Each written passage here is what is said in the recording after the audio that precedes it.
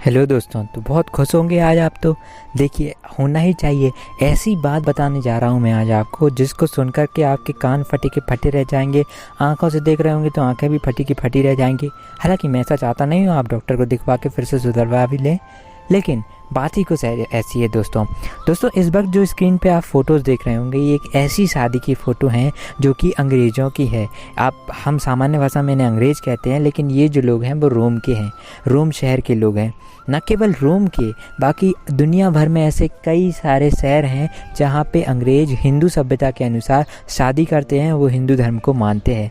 अब आप भी कंफ्यूज हो गए होंगे कि ऐसा कैसे संभव है, ये लोगों को हमारे हिंदू धर्म में इतना इंटरेस्ट कैसे आया और हिंदू शादी में इंटरेस्ट कैसे आया, और तो और हिंदू रीति रिवाजों में भी आ गया, और तो और हिंदी सभ्यता के अनुसार पंडितों से भी ये शादी करा रहा है। उसके साथ साथ ये लोग साड़ी पहने हैं, और ये देखिए, ये दूल्हा जो है वो धोती और कुर्ता में विश्वास रख रहा है, धोती और कुर्ता पहने हुए। तो ये सब कैसे हुआ है दोस्तों? आप खुद जानते हैं इस बात को कि आज तो हमारे इंडिया में भी लोग धोती कुर्ता पहन करके शादी नहीं करवाते हैं। लोग चाहते हैं कि वो शेरवानी पहने, लोग चाहते हैं वो कुर्ता पहने, या फिर कोट पैंट ही क्यों ना पहने, पर वो धोती में कभी भी शादी नहीं कराएंगे। लेकिन अब हम बात करते हैं इन शादियों के बारे में। दोस्तों, ये लोग शादी ऐसे क्यों कर रहे हैं, इस बात का जवाब जानने के लिए आपको आज से 50-60 साल पहले जाना पड़ेगा। देखिए, ये लोग जो हैं, इनका हिंदू धर्म में इंटरेस्ट कैसे बना? आखिर हिंदू धर्म में इंटरेस्ट बना तभी तो ये हिंदू रीति रिवाजों से शादी कर रहे हैं, है ना? तो हम पहले जानते हैं कि इनका हिंदू धर्म में इंटरेस्ट कैसे बढ़ा। इस चीज़ को जानने के लिए सबसे पहले आपको 50 से 60 साल पहले जाना पड़ेगा और एक कहानी को सुनना पड़ेगा। दोस्तों, आज से 50-60 साल पहले एक गुरु थे जिनका नाम था श्रीला प्रभुपाद। ये जो गुरु थे, इनको शास्त्रों में बहुत इंटरेस्ट था, और ये ब्रिटिश यूनिवर्सिटी से अंग्रेजी में अपनी पढ़ाई करके हिंदुस्तान लौटे। जैसे ये अपने इंडिया लौटे तो इनको एक भगवद गीता के मार्गदर्शक मिले, और जो कि इनके गुरु भी बन गए। उन्होंने इनको कहा कि आप भगवद गीता का ज्ञान पूरे दुनिया में बताइए, इंग्लिश में ट्रांसलेट करके।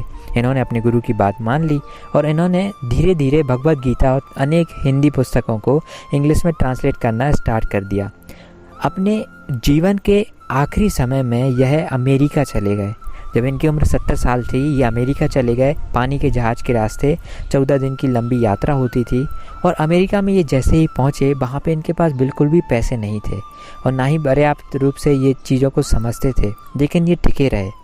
उन्हीं दिनों अमेरिका में वियतनाम और अमेरिका वॉर चल रही थी, जिसमें काफ़ी लोग ऐसे थे जो बेसहारा हो चुके थे, बेघर हो चुके थे, जिन्हें परिवार संसारिकता में कोई इंटरेस्ट नहीं था। उन लोगों की प्रभुपाद जी ने बहुत अच्छे तरीके से सहायता करी।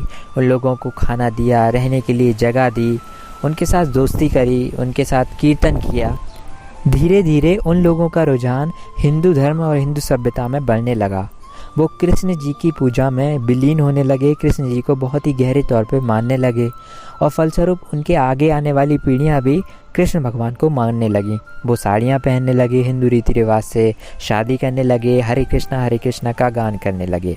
इस तरीके से अमेरिका में कुछ समुदाय के बीच में हिंदू धर्म बहुत ही प्रचलित हो गया, और उन लोगों को जिनके पास रहने और खाने के लिए चीज़ें नहीं थी, रहने के लिए घर नहीं था, उन लोगों को एक जीवन मिला, एक जीवन में ध्येय मिला। धीरे धीरे इन्हीं प्रभुपाद जी ने हिंदू धर्म और भगवद गीता के ज्ञान को 12 और देशों में भेज दिया। आज ये लगभग हर देश में हैं दुनिया के, और जहाँ पर इस्कॉन नाम से मंदिर चलते हैं, जहाँ पे कृष्ण जी की पूजा की जाती है।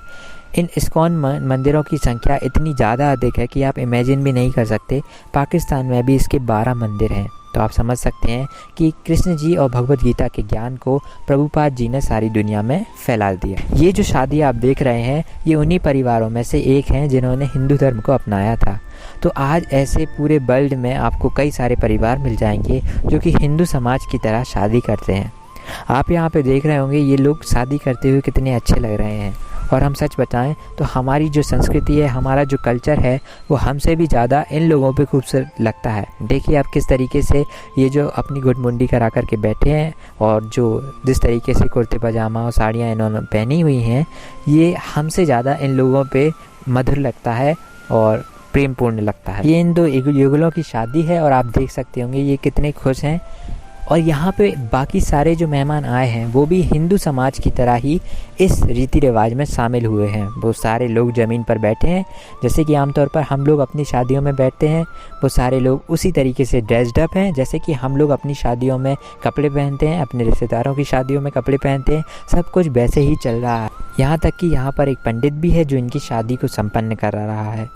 और तो और बाकी सारी चीज़ें जैसे कि कन्यादान, और जब दुल्हन मंडप में आती है, जिस तरीके से दुल्हन मंडप में आती है, उसके साथ साथ मांग, मंगलसूत्र, सिंदूर, फेरे, ये सारी चीज़ें बिल्कुल उसी तरीके से की जा रही हैं जिस तरीके से हिंदू धर्म में की जाती हैं इंडिया के अंदर। ये अपने आप में ही मधुर लगता है। ये ऐसी एक अनोखी शादी नहीं है, इनके जैसी कई शादियां हैं जो विदेशों में हिंदू धर्म के अनुसार, हिंदू रीति रिवाजों के अनुसार संपन्न कराई जाती हैं।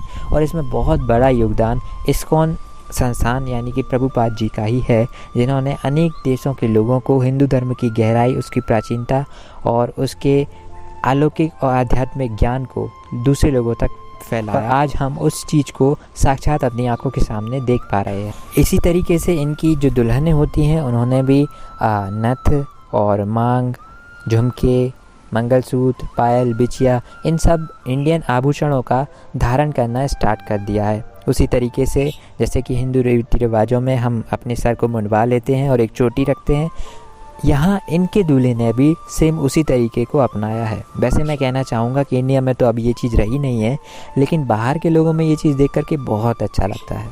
यहाँ पे लगभग 3 शादियाँ बताई गई हैं। लोग अपने आशीर्वाद देते हैं। ये उसी तरीके से जिस तरीके से हम लोग अपने बड़े बुजुर्गों का आशीर्वाद लेते हैं शादी के बाद, उसी तरीके से ये लोग भी अपने बड़े बुजुर्गों का आशीर्वाद ले रहे हैं। जिस तरीके से हिंदुस्तानी दुल्हन लाल जोड़े में अपनी शादी के दिन बैठती हैं, उसी तरीके से इन समाजों में भी दुल्हन लाल लिबास में ही अपने मंडप में बैठती हैं। और दूल्हा जो होता है वो ट्रेडिशनली, जैसे पुराने ज़माने में हमारे यहाँ शादी हुआ करती थी, उसी तरीके से सारा शादी करता है।